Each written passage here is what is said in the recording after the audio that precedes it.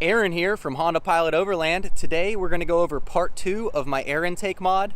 I was able to modify the stock air filter cover, and I was able to get it to where I think it'll protect from water and from any splashes underneath the hood, and while at the same time giving me an intake that is above stock, pretty significantly above the stock intake level. And for my purposes, I think this is going to be all the height increase I need to make me feel more comfortable in any water fording or any water crossings that I'm going to take my Pilot in.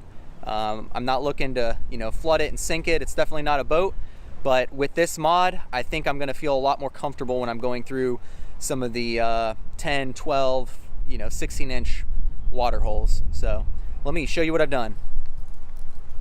This is what the mod looks like when it's all put back together. The stock air cover or air filter cover is put back on, and at first glance you can't really see too much different about it. I do have this dust cover from Spectre over my cone filter. It's just extra protection. Without that, it probably look a hair better, but I'm after performance, and the main increase I wanted to see here was just raising that air intake up. And I think that I've done it while protecting the air intake from any splash in water. So I'm going to take off the cover right now. To take off the cover, what I've found works best is a 5/16 socket.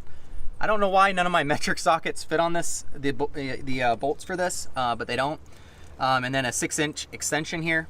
My front two bolts here have actually rusted out, so they're not there. The cover isn't on, super secure. But I'm just gonna take off these back ones. For my purpose, I'm just using this as kind of like a splash shield, so it should be just fine. And then, like I said, I'm gonna go to the junkyard and I'm gonna grab another one of these air filter covers, and that way I can return my vehicle back to stock. Most of the mods I do, I kind of keep it to where I can return the vehicle back to stock. So that's everything that's holding mine together. I'm probably going to get some sort of a bolt with a wing nut on it for this front here. But so I'll show you. It just kind of lifts up and off. You can see the U shape that I cut into the stock filter. It slides over the cone. On the back side, where water hopefully can't splash to it as easily, I've drilled these 1/2-inch holes. And then on the back side, same thing. I've drilled these 1/2-inch holes.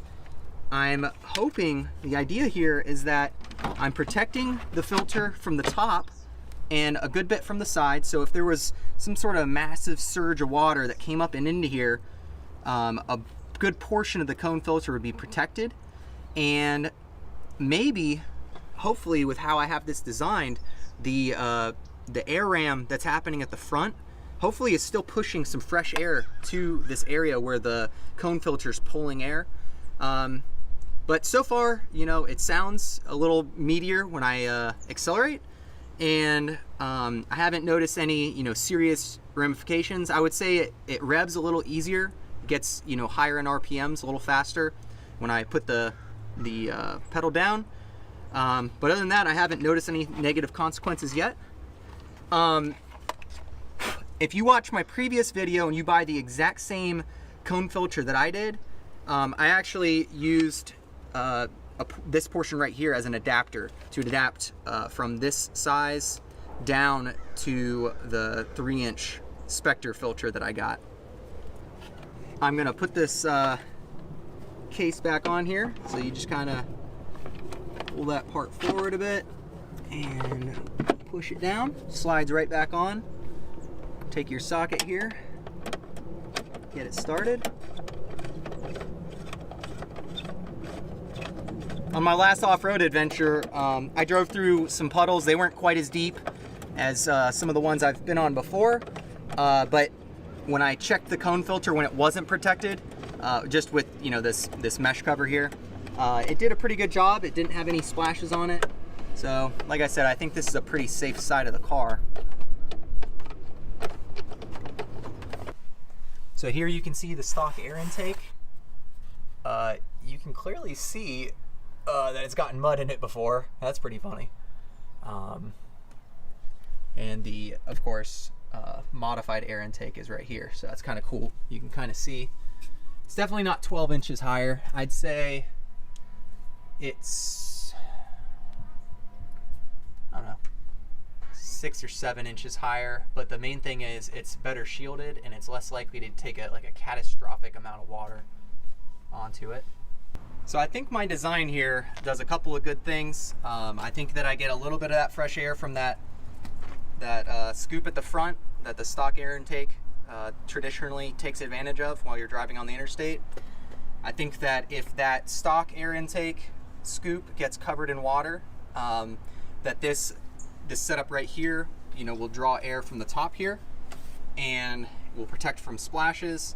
I think that all in all, that it is better protected from water than it was before. And like I said, I'm not looking to take this thing into crazy deep water that's halfway up the doors, but if I deem a water crossing safe, this mod right here will help me ensure that I don't take in a catastrophic amount of water and hydrolock my motor. If you look back in my videos, and actually at the end of this video I'll link to it, there was a moment where I actually sucked in water in the stock air intake and it did stall out my car, and it was in the middle of the night. It was crazy. I think it was on one of my date nights with my wife, and I thought maybe our Pilot was done, but luckily we made it out. The Pilot's tank started right back up and got us out of that mud hole in the middle of the night. So stay tuned for another channel update coming later this week. I've got some really cool plans I want to share with you guys, and there's some big things coming for this channel. As always, thank you so much for your support.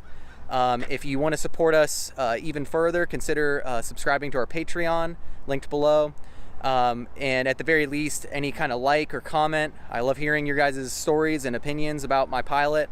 I really value any wisdom you guys have to share. And yeah, thanks for tuning in. Catch you guys next time.